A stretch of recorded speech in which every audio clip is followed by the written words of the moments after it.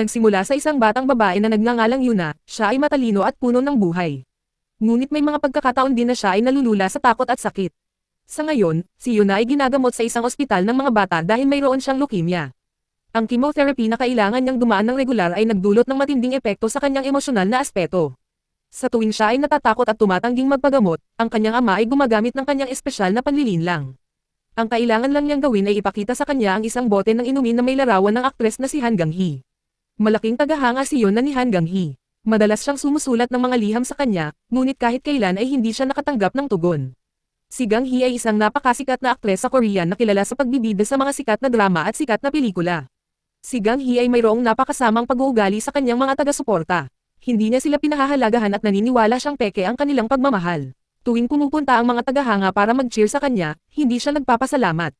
Gayunpaman, si Gang-hee ay may kakaibang ugali. Nasisiyahan siyang magbasa ng mga mapangutsyang komento sa kanyang social media. Para sa kanya, ang mga taong napupuot sa kanya ay nakakaramdam ng mas tapat kaysa sa mga taong nagsasabing mahal siya. Isang araw, pinuntahan ni Gang-hee ang kanyang head manager, si Ayang. Ang manager ay malinaw na nababagabag sa paraan ng patuloy na pagbaliwala ni Gang-hee sa kanyang mga tagahanga. Ngunit si Gang-hee ay walang pakialam sa kanilang iniisip at sa halip ay hiniling niya kay Ayang na maghanap ng bagong drama project para sa kanya. Ipinaliwanag ni Ayang na nagiging mahirap na makuha ang kanyang mga bagong role dahil ang imahe ni Gang-hee sa publiko ay sama-sama ng husto. Habang paalis na si Gang-hee, dumating ang isang miyembro ng staff na may dalang tumpok ng mga regalo at mga sulat ng tagahanga para sa kanya. Dahil sa kanyang trauma, agad na sinabihan ni Gang-hee na ibalik ang mga regalo at itago ang mga sulat. Habang palabas, aksidenteng nalaglag ng staff member ang dalawa sa mga sulat. Nakita ang sandaling iyon ng isang reporter na nagngangalang Soo, isang lalaking palaging naghahanap ng pagkakataon para mapabagsak siya. Pinulot niya ang mga nahulog na sulat at nagpasya na gamitin ang mga ito bilang bala laban sa kanya. Pagbalik sa ospital, muling natakot si Yuna dahil kailangan niyang sumailalim sa chemotherapy. Ayaw niyang gawin ito, ngunit malumanay na hinikayat siya ng kanyang ama. Nangako siyang ipagkakaloob ang isa na kahilingan kung papayag siyang ituloy ang pagpapagamot. Nang marinig ito ni Yuna, sa wakas ay pumayag na rin siya. Gayunpaman, ang chemotherapy ay puno pa rin ng takot at luha. Ang ama ni Yuna ay nagngangalang Jung Sok, isa siyang mahusay na abogado. Ngunit dahil ang kanyang anak na babae ay may sakit, at patuloy na tumataas ang mga bayarin sa medikal kaya wala siyang ibang magawa kundi magtrabaho sa gabi bilang substitute driver. Si Jung Sok ay bata, guwapo, at pinalalaki si Yuna ng mag-isa sa kanyang sarili. Pagkatapos ng kanyang chemotherapy session, mabilis na ipinaalala ni Yuna sa kanya ang pangako na kanyang ginawa. Simple lang ang kanyang hiling. Gusto niya na sagutin ng aktres na si Han Gang-hee ang kanyang sulat. Ang pagkarinig sa kahilingang iyon ay nag-iwan ng lubos na pagkadismaya sa kanya. Wala siyang ideya kung paano ito mangyayari, kaya kinausap niya ito sa kanyang matalik na kaibigan na si Yeondo. Lumalabas na sina Jung Sok at Gang-hee ay nag-aral sa iisang high school. Dahil doon, sinabi niya na maaaring hindi imposible na makakuha ng tugon mula kay Gang-hee. Ang eksena ay lilipat sa isang cafe kung saan kumakain si Gang-hee kasama ang isang direktor ng pelikula. Sa harap niya ay magalang at nambobola ang direktor. Ngunit nang sandaling humakbang si Gang-hee papunta sa banyo, ang kanyang saloobin ay lubos na nagbago at nagsimula siyang magsalita ng masama tungkol sa kanya. Sa kasamaang palad para sa kanya, narinig ni Gang-hee ang lahat. Agad siyang nagalit at nagkaroon ng komprontasyon. Ang direktor, na ngayon ay naiirita na, ay hinabol siya hanggang sa lobby. Nang magsimulang maging pisikal ang sitwasyon, biglang huminto ang isang kotse at sinagip siya. Lumalabas na ang kanyang manager ay nagayos ng isang kapalit na driver para sa kanya. Ang driver na iyon ay si Jung Sok, ito ang sandali kung saan muling nagkita sila. Pagkatapos ng maraming taon na pagkakahiwalay. Sa loob ng kotse, tumawa sila at nagkwentuhan tungkol sa hindi inaasahang pagkikita. Ngunit nang banggitin ni Jung Sok na siya ngayon ay may anak na babae, biglang natahimik si Gang-hee at nagbago ang ekspresyon nito sa pagkadismaya. Ibinahagi niya na malaking tagahanga niya ang kanyang anak, ngunit hindi iyon sinagot ni Gang-hee. Pagdating nila sa bahay ni Jung Sok, sinubukan niya na mag-ipon ng lakas ng loob na hilingin sa kanya na sumagot sa sulat ng kanyang anak. Ngunit bago pa man siya makapagsalita, nagpasalamat na lang si Gang-hee at pumasok sa loob. Walang pagkakataong magsalita, si Jung Sok ay umuwi na may pagkadismaya. Sa pagbabalik tanaw sa kanilang mga araw sa high school. Noon, si Gang-hee ay sikat na at palagi ang napapaligiran ng mga tagahanga. Dahil sa pagkabigla, lumiban siya sa klase at nagtago sa isang bodega. Doon, sinubukan niyang bawasan ang kanyang stress sa pamamagitan ng paninigarilyo. Kasabay niyang, si Jung Sok, nakakalipat lang sa paaralan, ay lumiban din sa klase at natulog sa parehong bodega. Hindi sinasadyang nahuli niya si Gang-hee na naninigarilyo. Nagulat, siya ay nagpanik at sinubukang itago ang kanyang ginagawa. Nag-aalala na masira ang kanyang imahe kung may makakaalam. Si Jung Sok, na walang ideya na isa siyang celebrity, ay pinagalitan lang siya. Napansin ni Gang-hee na kakaiba na hindi niya ito nakilala. Siya ang unang taong pinatrato siya nang walang pakialam sa halip na humanga. Hindi nagtagal, isang guro ang pumasok sa bodega matapos mapansin ang amoy ng usok. Mabilis silang nagtago, alam ng guro na may naninigarilyo at hinahanap ang salarin. Upang protektahan si Gang Hee, lumabas si Jung Sok at inako ang kasalanan, inaangkin na siya ang naninigarilyo. Kusang loob niyang tinanggap ang parusa para lamang mailigtas ito. Ang sandaliang iyon ang simula ng kanilang ugnayan. Ang kwento ay bumalik sa kasalukuyan. Si Jung Sok ay nasa convenience store ni Yoon Do nang mapansin niya ang isang kwentong may pamagat na doll letter. Iyon ay nagudyok ng isang ideya. Nagpasya siyang sumulat ng pekeng mga tugon sa mga sulat ng kanyang anak na babae, na nagpapanggap na galing ito Gang Hee. Siya ay nakahanap ng isang tahimik na lugar at nagsimulang magsulat. Nang matanggap ni Yoon na ang tugon, siya ay nabigla sa tuwa. Buong pagmamalaki niyang ipinakita ang sulat sa lahat nasa hospital. Mula sa sandaling iyon, patuloy siyang sumusulat ng mas marami pang liham. Kahit na napapagod na si Jung Sok sa pagsubok na makasabay sa lahat ng tugon, hindi niya maiwasang makaramdam ng tuwa na makitang ngumiti muli ang kanyang anak na babae. Sa kabilang banda, biglang naging viral ang balita tungkol sa pagtatapon ni Gang Hee ng mga sulat ng tagahanga. Nang makita ito ni Yuna, nakaramdam siya ng lubhang pagkalungkot. Tunay siyang naniniwala na hindi si Gang Hee ang tipo ng tao na hindi papansinin ang kanyang mga tagahanga. Total, matagal na rin siyang nakakatanggap ng mga tugon sa sarili niyang mga sulat. Dahil gusto niyang linisin ang pangalan ni Gang Hee, humingi ng tulong si Yuna sa isang kaibigan na namamahala ng isang YouTube channel. Ipinakita niya ang sulat ng tugon na natanggap niya at nag-upload ng video para patunayan na nagmamalasakit si Gang Hee sa kanyang mga tagahanga. Mabilis na naging viral ang video, at nakarating pa nga kay Gang Hee mismo.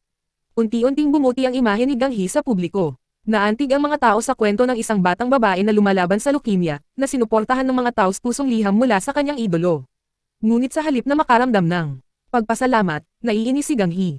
Ayaw niyang purihin dahil sa isang bagay na hindi niya kailanman nagawa.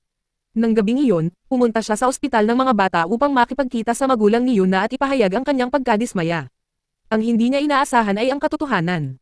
Ang ama ni Yuna ay si Jung Sok pala. Silang dalawa ay umakyat sa rooftop ng ospital kung saan taos pusong humingi ng tawad si Jung Sok.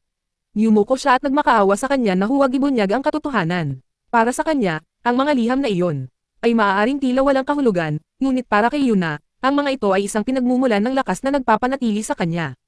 Ang emosyonal na sandaling ito ay lihim na nasaksihan ng reporter na si So.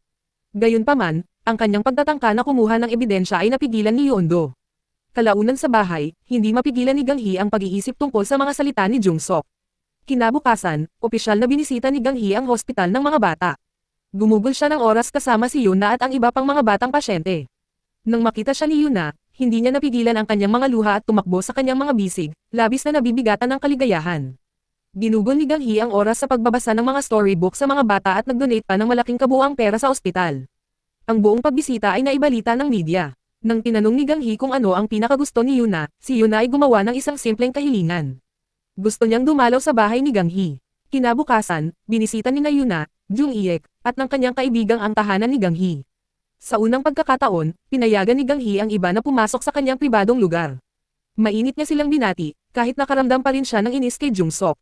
Gayunpaman, pinili niyang isantabi iyon, at itoon ang pansin sa pagpapasaya sa mga bata. Kalaunan, nag-video sina Gang Hee at Don Go ng video para sa kanyang YouTube channel. Pagkatapos ng panayam, pinuri ni Gang Hee si Yuna, na sinasabing napakatalino niya at malamang minana niya ito mula sa kanyang ina. Ang komento na iyon ay nagparamdam kay Yuna ng pagkabalisa. Ito ay nagtanim ng pagdududa sa kanyang isipan. Nagsimula siyang maghinala na hindi talaga binasa ni Gang Hee ang kanyang mga sulat dahil malinaw na isinulat niya na kamukha niya ang kanyang ama, hindi ang kanyang ina. Nang makita ang pagbabago ng ekspresyon ni Yuna, ipinaliwanag ni Don Go ang sitwasyon. Wala sa tabi ni Yuna ang kanyang ina. Matagal nang naghiwalay ang kanyang mga magulang at ang kanyang ina ay kasalukuyang naninirahan sa Amerika.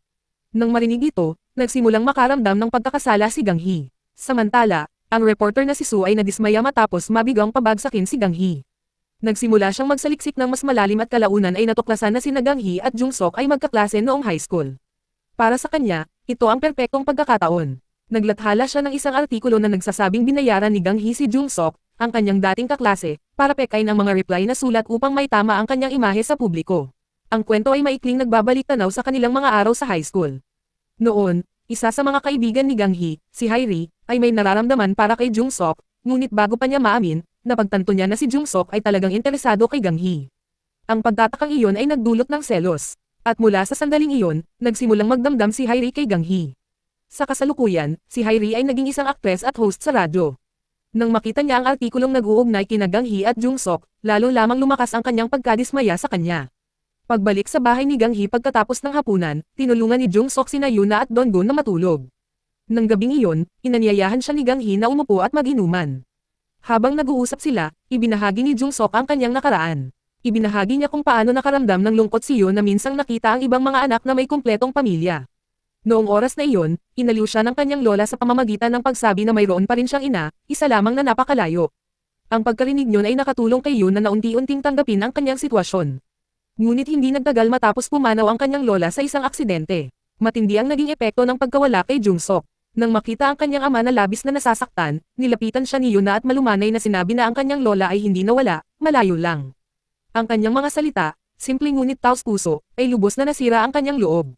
Niyakap niya ng mahigpit ang kanyang anak na babae ng labis na nababagabag sa emosyon. Mula sa sandaling iyon, si Yuna ang naging sentro ng kanyang mundo. Ang kalusugan at kaligayahan ng babae ay naging pangunahing prioridad niya. Kaya naman itinulak niya ang sarili na gawin ang lahat ng kanyang kaya, kahit na ang pagtatrabaho bilang substitute driver para lang suportahan ito. Nang marinig ang kwentong ito sa kasalukuyan, sa wakas ay naunawaan ni Gang Hee kung bakit handa si Jung Sok na magsinungaling para lang matupad ang hiling ng kanyang anak. Kalaunan, habang binubuksan ang isang lata ng beer, ang ilan sa soda ay aksidenteng natapon sa damit ni Jung Sok. Nag-aalala na baka sipunin siya, sinabihan siya ni Gang Hee na magpalit ng damit nito. Ang sitwasyon ay mabilis na naging nakakatawa nang magsuot si Jung Sok ng damit pambabae para lang manatiling komportable. Kinunan ni Gang Hee ang sandali sa kanyang telepono. Si Jung Sok, na halatang nahihiya, ay iginiit na burahin niya ang larawan. Habang sinusubukan niyang kunin ang kanyang telepono, aksidente silang nahulog sa sofa. Sa isang iglap, ang lahat ay nagiba. Ang kapaligiran ay naging banayad at romantic. Natagpuan ni Gang Hee ang kanyang sarili na nakapikit ng kanyang mga mata, yumuko na parang may inaasahan pa, ngunit ang sandali ay mabilis na naglaho ng mabilis, at napagtanto niya na ito ay sa kanyang imahinasyon lamang. Sa katotohanan, si Jung Sok ay nakaupo na sa mesa, mahinahong binubura ang larawan. Medyo naiinis si Gang Hee na binura niya ito, ngunit patuloy na nagbabago ang kanyang emosyon. Nang mag-goodnight siya at marahang tinapik ang kanyang ulo, muli niyang naramdaman ang kanyang pagkirot ng puso. Kinabukasan, maagang nagising si Gang Hee ng maaga, mabilis, nagpaganda, at naglagay pa ng kaunting makeup. Gusto niyang magmukhang natural na maganda sa harap ni Jung Sok, ngunit hindi natuloy ang kanyang plano ayon sa inaasahan. Agad na napansin ni Jung Sok na nakasuot siya ng makeup at ipinapalagay na nakalimutan niya lang itong tanggalin noong nakaraang gabi. Ang komentong iyon ay nag-iwan sa kanya ng parehong pagkahiya at bahagyang inis. Sa kabila ng pagkailang, umupo sila at magkakasamang nag-almusal. Pagkatapos mag-almusal, magkakasama silang bumalik sa ospital. Plano ni Gang Hee na sumama sa kanila, ngunit nang malapit na silang umalis, nakatanggap siya ng tawag mula sa kanyang manager. Ang chismis tungkol sa pagbabayad niya kay Jung Sok para magsinungaling ay kumalat na. Nagtipon ang mga reporter at naghihintay. Pagkalabas nila, nagsimula ng maglabasan ang mga tanong. Inakusahan nila siya ng pagkukunwari ng lahat ng bagay sa batang babae para lang ayusin ang kanyang pampublikong imahe. Kinwestiyon nila kung magkano ang ibinayad kay Jung Sok at kung totoo ba ang kanilang ugnayan bilang mga dating kaklase. Mabilis na naging napakalaki ng problema ang sitwasyon. Humakbang si Jung Sok at mariing ipinaalala sa kanila na isa siyang abogado at alam na alam niya kung ano ang mga kahihinatnan ng pagkalat ng maling impormasyon. Ang kanyang pahayag ay sapat na upang manahimik ang mga reporter, kahit man lang sandal. Ngunit may nangyaring mas masakit. Sa harap mismo ng lahat, si Yuna, na gustong malaman ang katotohanan, ay humarap kay Gang Hee. Buong pagmamalaki niyang sinabi sa kanyang mga kaibigan na kahit hindi kailanman sinagot ng kanyang sariling ina ang kanyang mga sulat, ang kanyang paboritong aktres ang sumagot. Ngayon, habang may luha sa kanyang mga mata, gusto lang niyang malaman kung totoo ba ang lahat. Sa harap ng sandaling iyon, nag-alangan si Gang Hee. Pagkatapos ay dahan-dahan niyang sinabi ang katotohanan. Inamin niya na hindi niya sinagot ang alinman sa mga sulat ni Yuna. Agad na tumapat kay Yuna ang katotohanan. Nabigla siya at nawala ng malay. Dinala siya pabalik ni Jung Sok sa hospital, nataranta at desperado. Mula sa labas ng ICU, tahimik na pinapanood ni Gang Hee ang kwarto ni Yuna, na puno ng pagkakasala at lungkot. Nang bumisita siya kalaunan sa kwarto ni Yuna natigilan siya nang makitang puno ito ng kanyang mga litrato. Ipinaliwanag ni Jung Sok na ang mga larawang iyon ay higit pa sa mga dekorasyon. Para kay Yuna, ang mga ito ay pinagmumulan ng lakas, isang bagay na nagpapanatili sa kanya na magpatuloy. Nang marinig iyon ay nag-iwan kay Gang Hee na labis na naantig. Kalaunan, silang dalawa ay magkasamang nakaupo sa library ng ospital. Inamin ni Gang Hee na marahil ay dapat na lang niya nagsinungaling at sinabing siya talaga ang sumulat ng mga liham na iyon, ngunit sinabi ni Jung Sok sa kanya na hindi niya ito kasalanan. Pagkatapos ay hinabot niya sa kanya ang isang kahon na puno ng lahat ng mga liham na isinulat ni Yuna sa paglipas ng panahon. Sa sandaling makita ito ni Gang Hee, muling lumitaw ang kanyang trauma. Siya ay halatang natakot at nabitawan pa ang kahon. Dahil sa reaksyong iyon, napagtanto ni Jung Sok ang isang bagay. Ang kwento ay maikli na nagbalik tanaw sa nakaraan. Noon, sinabi minsan ni Hairi kay Gang Hee na may isang tagahanga na nag-iwan ng regalo sa kanyang locker. Tuwang-tuwa, nagmadali si Gang Hee para tingnan ito. Sa loob, nakakita siya ng dalawang kahon. Nang hindi masyadong nag-isip, binuksan niya muna ang nasa kaliwa. Nakakakilabot ang nakita niya sa loob.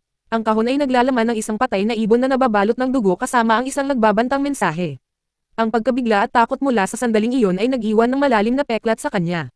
Kaya naman kahit ngayon hindi niya kayang tumanggap ng mga regalo o mga sulat mula sa mga tagahanga. Dahil nauunawaan nito, malumanay siyang panlianatag ni Jung-sok. Ipinaalala niya sa kanya na hindi lahat ng tagahanga ay ganoon ganyan. Hanggat natututo siyang umunawa at pahalagahan ang kanyang sarili, magiging maayos din siya. Gayunpaman, inamin ni Gang Hee na mas gusto pa rin niyang magbasa ng mga negatibong komento online. Para sa kanya, ang mga tao ay maaaring magkunwaring mahal ang isang tao, ngunit walang sino man ang nagkukunwaring napupuot. Sa kanyang mga mata, ang puot ay mas tapat kaysa sa pagmamahal. Habang pauwi, tinanong ni Jung-sok si Gang Hee tungkol sa pangalawang kahon ng regalo mula sa nakaraan, ang hindi niya binuksan. Inamin ni Gang Hee na hindi niya ito hinawakan. Nang marinig iyon, ay medyo nadismaya si Jung-sok. Pagkalipas ng ilang sandali, hiniling ni Gang Hee na ibalik ang kahon ng mga sulat ni Yuna. Sinabi niya na gusto niya subukang harapin ito sa pagkakataong ito. Samantala, patuloy na kumakalat ang mga chismis tungkol sa mga pekeng sulat ng tagahanga. Si Jung-sok ay naging isang itinakwil sa lipunan. Inakusahan siya ng mga tao na ginagamit ang kanyang may sakit na anak na babae para makakuha ng pera mula kay Gang Hee. Gayunpaman, ginagawa niya ang kanyang makakaya upang manatiling matatag at patuloy na sumulong. Sinabi niya na ang pagiging kilala ng maraming tao ay maaaring makaramdam ng pagkasikal sa patuloy na atensyon, panghuhusga, at maging mga maling paratang. Nagbunyag din siya ng isang bagay na nakakagulat. Mula pa sa simula, alam na niya na si Gang Hee ay hindi kailanman sumasagot sa kanyang mga sulat. Isang araw habang naglalakad sa koridor ng ospital, napansin ni Jung-sok si Donggo na nagre-record ng video para sa kanyang YouTube channel na nagbibigay sa kanya ng ideya. Sa pamamagitan ng channel ni Donggo, nagpa siya si Jung-sok na magsabi ng totoo. Ipinaliwanag niya na ang kasinungalingan ay nagsimula sa kanya at hiniling niya sa mga tao na itigil ang pagsisi kay Gang Hee. Inilalarawan niya ang kanyang sarili bilang isang ama na nagsisikap na tuparin ang kahilingan ng kanyang may sakit na anak. Ipinahayag din niya ang kanyang pasasalamat kay Gang Hee sa pagsang-ayon dito at sa pagbibigay kay Yuna ng mga sandali ng kaligayahan hindi niya malilimutan. Mabilis na kumalat ang video at naging viral. Matapos itong mapanood ni Hairi, lalo pa siyang naiinis at nagseselos. Hindi nagtagal pagkatapos, muling binisita ni Gang Hee si Yuna. Sa pagkakataong ito, binigyan siya ni Yuna ng isang mabangong kandila bilang regalo. Kalaunan, isinama ni Jung-sok si Gang Hee pabalik sa kanilang dating paaralan upang balikan ang kanilang mga alaala. Sa isang punto, hiniling ni Gang Hee kay Jung-sok na basahin ang mga negatibong komento sa kanyang social media. Nang makita ang reaksyon nito, humagalpak siya ng tawa habang nahihirapan itong harapin ang masasakit na salita, kahit na sinabihan lang niya ito na huwag pansinin ang mga ito kanina. Kalaunan ay nakarating sila sa lumang storage room at sinindihan ang kandilang ibinigay sa kanila ni Yun.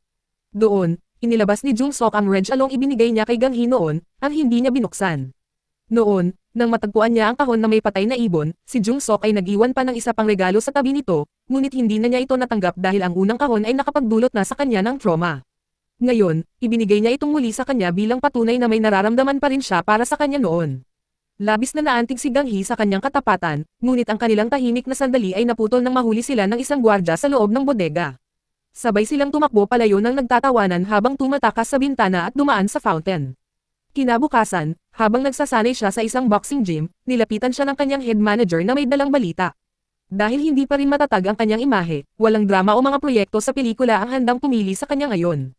Para mapanatili siyang aktibo, ang manager ay nag-alok ng 3 opsyon. Maaari siyang sumali sa isang variety show, magbasa ng mga kwento para sa mga bata sa ospital, o gumanap ng cameo role sa isang pelikula. Sa huli, pinili ni Gang Hee ang cameo role, ngunit mayroong isang twist. Ang pelikulang kanyang sasalihan ay nagkataon na ang pelikulang pinagbibidahan ni Hairi. Malinaw na hindi nasisiyahan si Hairi tungkol dito. Habang nag-film, patuloy siyang humihingi ng mga retake sa direktor, na lalong nagpatindi ng sitwasyon. Pagkatapos ng pag-film, patuloy na tinutokso ni Hairi si Gang Hee. Kinukutya niya ito dahil tinanggap niya ang isang cameo role, na ipinahihiwatig na ito ay dahil lamang sa hindi niya makuha ang tamang script. Mariing tinutulan ni Gang Hee nilinaw na ang direktor ang humiling sa kanya. Lalo lamang pinalala nito ang sitwasyon. Si Hairi, na naiirita na, ay nagsimulang akusahan si Gang Hee ng pagmamanipula sa media para lang ayusin ang kanyang imahe. Umabot pa nga siya sa puntong iniinsulto ang ina ni Gang Hee. Nang marinig iyon, lumampas sa hangganan. Nawalan ng gana si Gang Hee at gumanti. Dahil sa sama ng loob, nagpa siya si Hairi na palawigan pa ang mga bagay-bagay. Kinausap niya ang reporter na si Su at nagbahagi ng mga kwento mula sa kanilang mga araw sa high school, ipinipinta si Gang Hee sa negatibong paraan. Mabilis na kumalat ang kwento at muli, naapektuhan ang reputasyon ni Gang Hee. Tumitindi ang puot sa online at marami sa mga tatak na kanyang ine-endorso ang nagsimulang maglabas ng kanilang mga produkto sa merkado. Naramdaman din ni Yoon-do ang epekto nang makita ang mga produktong iyon na inalis sa kanyang tindahan.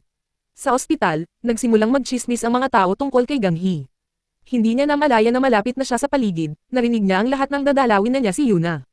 Nasaktan at nabigo, tahimik siyang umalis. Sinundan siya ni Jung Sok at naabutan sa hagdanan ng emergency. Sinabi niya sa kanya na hindi na niya kayang tumakas pa at kailangan harapin ang katotohanan. Ngunit si Gang Hee, na labis na nabibigatan sa lahat ng nangyayari, ay sinisisi siya. Naniniwala siyang wala sa ito ang mangyayari kung hindi niya nagsinungaling tungkol sa mga sulat. Kahit na sinusubukan niyang itulak siya palayo, tumanggi si Jung Sok na umalis sa tabi niya. Nang makita kung gaano siya kalungkot, dinala niya ito sa bahay nito at sinabi na maaari siyang manatili doon ng ilang sandali, kahit hanggang sa maging maayos ang lahat. Kinabukasan, umuwi si Jung Sok na may dalang mga grocery, ngunit nalaman niyang ang bahay ay ganap na nabaligtad sa loob lamang ng isang gabi. Natarante si Gang Hee, nang mapagtanto ang gulo na kanyang ginawa, habang nabigo si Jung Sok. Kasabay nito, sinubukan ng head manager na magayos ng isang pagpupulong kay Hairi, ngunit ang hiling ay tinanggihan. Inaangkin ni Hairi na siya ay may sakit at trauma matapos masakit kay Gang Hee. Mabilis na naunawaan ng manager ang kasinungalingan, lalo na matapos mapansin ang pag-post ni Hairi ng masasayang larawan online. Hindi nagtagal, binisita ng manager sina Gang Hee at Jung Sok ng personal. Kinwestiyon niya ang mga intensyon ni Yoon-guk dahil sa hinala na maaaring mayroon itong mga nakatagong motibo. Ngunit nang maunawaan niya na sinusubukan lamang nitong tulungan, nahihiya siya dahil sa pag-aakalang ito ang pinakamasama. Ipinaliwanag ni Jung Sok na siya at ang kanyang anak na babae ay kasalukuyang nananatili sa ospital, kaya walang dahilan para mag-alala. Nang maayos na ang sitwasyon, nakahanap si Gang Hee ng paraan para magkaroon ng tahimik na oras kasama ito, at nagsalo ang dalawa sa isang mainit at matalik na hapunan na magkasama. Samantala, sa hospital, isang grupo ng mga babae ang nagsimulang magchismis tungkol kay Jung Sok. Pinag-usapan nila kung gaano siya kabata at kagwapo, sinasabing dapat siya ay nasisiyahan sa kanyang buhay sa halip na isakripisyo ang lahat. Umabot pa nga sila sa pagtawag kay Yuna na isang pabigat. Sa kasamaang palad, narinig ni Yuna ang bawat salita. Dahil sa matinding dalamhati, tumakas siya at di nagtagal ay nawala. Nang malaman ito ni Jung Sok, nagsimula ang takot. Siya ay naghanap kahit saan kasama sina Gang Hee at Yuna na tumutulong, ngunit wala siyang makita. Kalaunan, natagpuan nila siya sa rooftop na nakatayo malapit sa gilid. Sumugod si Jung Sok at hinayla siya paatras, na nababalot ng takot at galit. Ngunit tumugon si Yuna sa paraang hindi niya inaasahan. Itinuro niya na minsan ay nakatayo siya sa parehong lugar. Lumalabas nakita na niya siya noong araw na pumanaw ang kanyang lola. Noon, nalulunod sa kalungkutan, umakyat si Jung Sok sa rooftop na may balak na wakasan ang kanyang buhay. Ngunit sa sandaling iyon, naisip niya ang kanyang anak na babae at pinigilan ang kanyang sarili. Nangako siyang gagawin ang lahat ng kanyang makakaya para mapanatili itong masaya. Ang pangakong iyon ang dahilan kung bakit siya kumuha ng karagdagang trabaho, ang dahilan kung bakit niya isinulat ang mga pekeng liham na iyon, at ang dahilan kung bakit patuloy siyang sumusulong kahit gaano pa kahirap ang mga bagay-bagay. Para kay Jung Sok, ang kaligayahan ni Yuna ang laging uunahin na una. Balik sa kasalukuyan, sa loob ng pasilyo ng ospital, sa wakas ay nagsalita si Jung Sok. Inamin niya na tunay siyang masaya na makilala muli si Gang Hee. Ang pagiging malapit sa kanya ay nagparamdam muli sa kanya ng init ng kanyang mga kabataan. Ngunit kasabay nito, napagtanto niya ang isang bagay na mahalaga. Ang kanyang pagnanais na makasama ito ay nagpalimutan niya sa pinakamahalaga, ang kaligayahan ng kanyang anak na babae. Dahil sa pagkaunawang iyon, gumawa siya ng mahirap na desisyon. Hiniling niya kay Gang Hee na tigilan na ang pakikipagkita sa kanya. Gusto niyang mag-focus ng lubusan kay Yuna, ang taong mahalaga sa kanya. Pag-uwi ni Gang Hee, dala ang mabigat na puso. Wala siyang magagawa kundi tanggapin ang katotohanan na kailangan niyang bitawan si Jung Sok, ang lalaking matagal na niyang minamahal. Dahil sa kagustuhang ayusin ang lahat, nagtipon si Gang Hee ng lakas ng loob na harapin ang publiko. Naglabas siya ng isang clarification video at sa wakas ay ipinakita ang kanyang tunay na sarili. Humingi siya ng paumanhin dahil hindi niya direktang tinugunan ng mga kontrobersya na nakapalibot sa kanya. Kasabay nito, si Yan Hee, isang dating kaibigan sa paaralan, ay humakbang upang suportahan siya. Kinumpirma niya na ang mga paratang ni Hairi ay hindi totoo at hindi si Gang Hee ang taong ipinakita sa kanya. Unti-unti, nagsisimulang gumaling ang imahe ni Gang Hee. Binago ng katotohanan ang opinyon ng publiko. Ang reporter na si Sun na nagsimula ng mga chismis ay hinahabol at pinapuna ng mga galit na tagahanga. Dahil naibalik na ang kanyang reputasyon, dumating ang mga bagong oportunidad sa kanya. Inalok si Gang Hee ng isang pangunahing papel sa isang pelikulang Hollywood na nangangailangan sa kanya na manatili sa Amerika ng 1 taon. Tinanggap niya ang alok, umaasang ang distansya ay makakatulong sa kanyang pag-move on mula kay Jung Sok. Di nagtagal, nakatanggap si Jung Sok ng balita na ang kanyang dating asawa ay pumanaw na. Magkasama silang dumalo ni Yuna sa libing. Si Yuna, malakas at matatag, ay tahimik na kinukulong ang kanyang kalungkutan habang nagpapaalam sa kanyang ina. Pagkatapos ng libing, tinanong ni Yoon na ang kanyang ama ng isang bagay na bumabagabag sa kanyang puso. Tiniyak sa kanya ni Jung Sok na hindi siya isang pasanin, kundi ang pinakamalaking pinagmumulan ng kanyang kaligayahan. Pagkatapos ay isiniwalat ni Yoon na ang katotohanan tungkol sa gabing iyon sa rooftop. Hindi siya nagtatangkang wakasan ang kanyang buhay. Siya ay nagdarasal lamang sa mga bituin. Hiniling niya na ang kanyang ama at si Gang Hee ay magkasama. Ang pagkarinig niya ay nagpabago sa lahat para kay Jung Sok. Napagtanto niya na maaari niyang habulin ang kanyang pag-ibig at protektahan pa rin ang kaligayahan ng kanyang anak na babae ng sabay. Walang pag-aalinlangan, tinawagan niya ang manager upang alamin kung nasaan si Gang Hee naroon. Nang malaman niya na aalis na ito papuntang Amerika, nagmadali siyang pumunta sa paliparan, ngunit huli na siyang dumating. Wala na si Gang Hee at pinalampas niya ang kanyang pagkakataon na makita ito. Lumipas ang isang taon at si Gang Hee ay naging isang tunay na matagumpay na bituin, hindi lamang sa Korea, kundi sa buong mundo. Siya ay patuloy na nag-film sa Amerika, ganap na nakatuon sa kanyang karera. Isang araw, matapos ang isang shooting, bumalik siya sa kanyang lugar at may nakitang hindi inaasahan.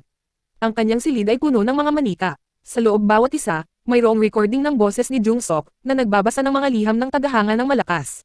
Nabasa na ni Jung Sok ang bawat isang liham, at isa-isang nire-record ang mga ito. Alam niyang natatakot pa rin si Gang Hee na buksan ang mga regalo o basahin ang mga ito ng mag-isa, kaya naghanap siya ng ibang paraan para maihatid ang mga mensaheng iyon sa kanya. Habang nakikinig siya, si Gang Hee ay lubos na naantig sa pagsisikap nito. Napagtanto niya kung gaano karaming oras at katapatan ang kanyang ibinuhos dito, at itinulak pa ang sarili hanggang sa mapagod. Kabilang sa mga recording, mayroon isang liham mula mismo kay Jung Sok.